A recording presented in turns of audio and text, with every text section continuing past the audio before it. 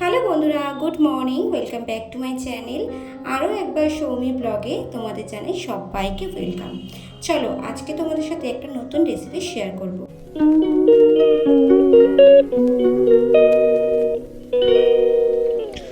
আর এখানে দেখো সর্ষে, কালো সর্ষে আর হলুদ সর্ষে আর পোস্ত সব কিছু আমি ভিজিয়ে রেখে দিয়েছি 5 থেকে 10 মিনিটের মতো।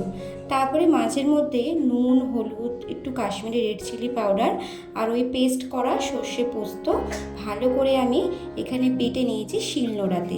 শিলের বাটায় রান্না কিন্তু আলাদাই টেস্ট হয়। আমার মতে কারা কারা একমত অবশ্যই কিন্তু কমেন্টস করে বলো। আমার তো শিলে বাটা রান্না একটু আলাদাই লাগে, আর মিক্সিতে করলে রান্না একটু আলাদা লাগে।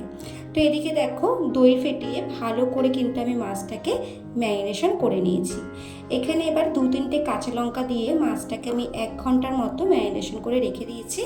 তোমাদের হাতে যদি টাইম না থাকে তোমরা কিন্তু সঙ্গে সঙ্গেও করে নিতে পারো। তো আমার হাতে কিছুটা টাইম ছিল, তো ভাবলাম কিছুটা ম্যারিনেশন করা থাকুক। তারপরে কড়াই এখানে বসিয়ে দিয়েছি, দিয়ে সর্ষের তেল দিয়েছি, তার মধ্যে দিয়ে দিয়েছি অল্প একটু কালো জিরে।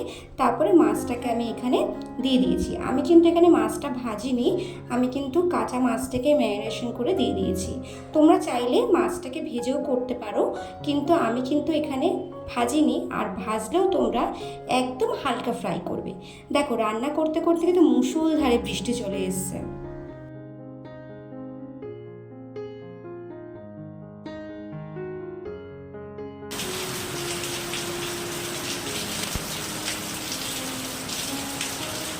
করে মুষলধারে বৃষ্টি নেমে গেল। ওইদিকে আমার রান্না হচ্ছে। তো রান্নার প্রিপারেশন প্রায় হয়ে এসছে। একটু মাছের ডিম নিয়েছিল, মাছের ডিম একটু নিলাম, বেশ এই বৃষ্টি বৃষ্টি ওয়েদার একটু বড়া খেতে পারবো। আর ওইদিকে থানকুন পাতাটা বাটা করবো, ব্যাস তাহলেই আমার রান্না শেষ। তো চলো তোমরা ভিডিওটা দেখতে থাকো। বৃষ্টি দেখতে দেখতে এখানে কিন্তু আমার মাছটাও হয়ে গেছে। মাছটা ভেজে করলে কি হয় বলো তো, বেশ একটা কড়া ভাব থাকে, আর এমনি মেখে করলে বেশ একটা জুসি জুসি ভাব থাকে। মাছটা একদম সফট মাছ আর একদম ফ্রেশ মাছ। তোমরা কিন্তু রেসিপিটা করে আমাকে কিন্তু জানিও কেমন হয়েছে। যাই হোক, তারপরে ওই কড়াইতে আমি এখানে কারকুল পাতাটা টেলে নিচ্ছি। এর মধ্যে রসুন, কালো জিরে আর কাঁচা লঙ্কা দিয়ে অল্প পরিমাণে তেল দিয়ে পাতাটাকে ভালো করে আমি ভাজা ভাজা করে নেব। তোমরা এই পাতাটা বাটা কে কে পছন্দ করো অবশ্যই কিন্তু বলো, আমি তো ভীষণ পছন্দ করি। আর এদিকে দেখো দুপুরবেলা খেতেও বসে পড়েছি। আজকের খাওয়াটা সত্যি অসাধারণ হয়েছে।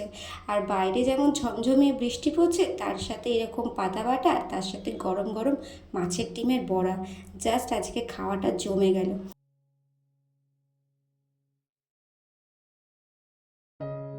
খেয়ে দিয়ে একটা লম্বা ঘুম দেওয়ার পরে আর ব্লগ করা হয়নি। এমনিতেও কারেন্ট ছিল না, তার মধ্যে ফোনে চার্জ ছিল না।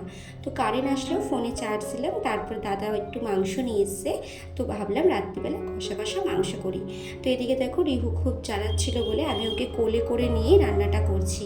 আর ও আমাকে এখান থেকে বলছে দাও দাও, আর কি নতুন কথা শিখেছে তো। কিন্তু খুন্তিতে কিন্তু কিছুই ছিল না, তোমরা আবার ভেবো না যে গরম জিনিসটা বাচ্চাকে দিচ্ছি। যাই হোক বন্ধুরা, আজকের মতো ব্লগ এখানেই শেষ করুন। কেমন লাগলো জানাবে।